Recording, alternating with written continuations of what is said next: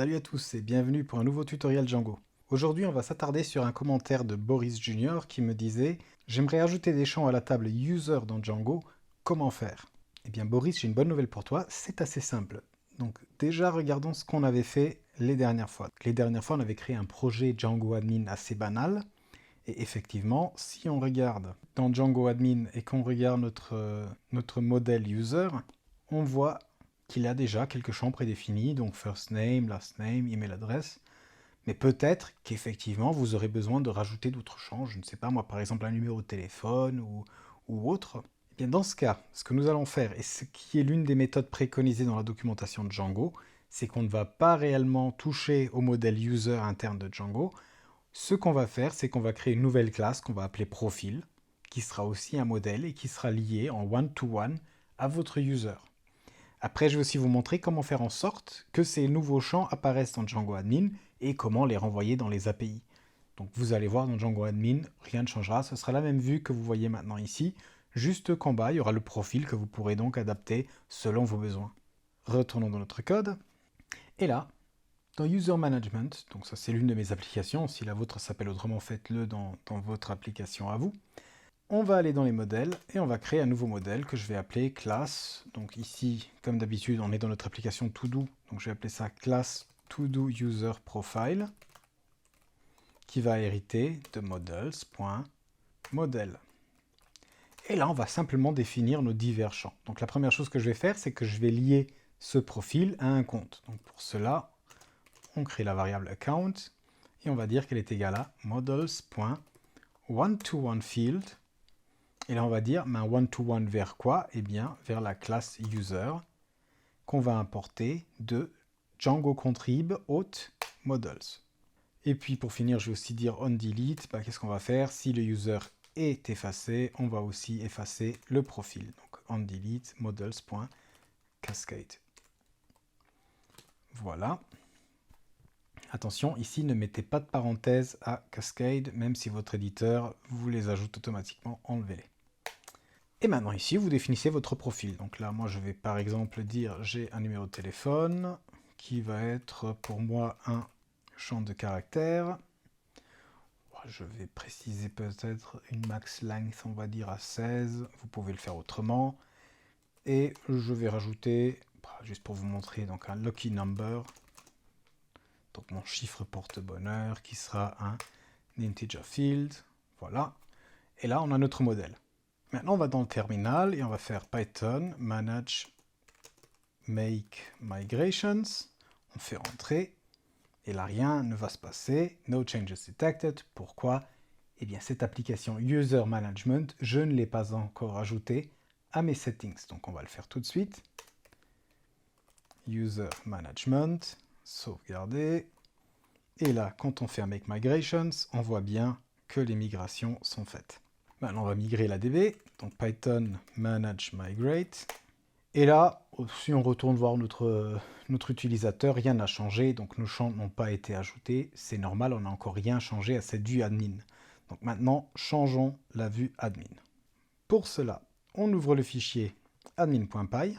Et là, pour commencer, on va créer une classe ToDoUser profile inline qui va hériter de admin.stackInline. On va lui renseigner quel est le modèle qu'elle va représenter, donc notre to-do user profile qu'on va importer. Maintenant qu'on a notre stacked inline, on va créer notre classe personnalisée user admin, qu'on va plutôt appeler to-do user admin, et qui va hériter de user admin qu'on va importer donc de Django contrib outAdmin. Et là, on va simplement dire inlines est égal à to-do user profile inline, donc l'inline qu'on vient de définir. N'oublions pas la virgule. Maintenant, on doit indiquer à Django qu'il ne va plus devoir utiliser la classe userAdmin pour afficher la page administration des users, mais plutôt notre classe to-do userAdmin. Pour ça, on fait un admin.site.unregister user qu'on importe de Django contrib out models. Et puis on fait un admin.site.register et on le réenregistre. Donc on va prendre la classe user à nouveau et on va dire qu'on va utiliser toDoUserAdmin pour faire le rendering dans Django Admin.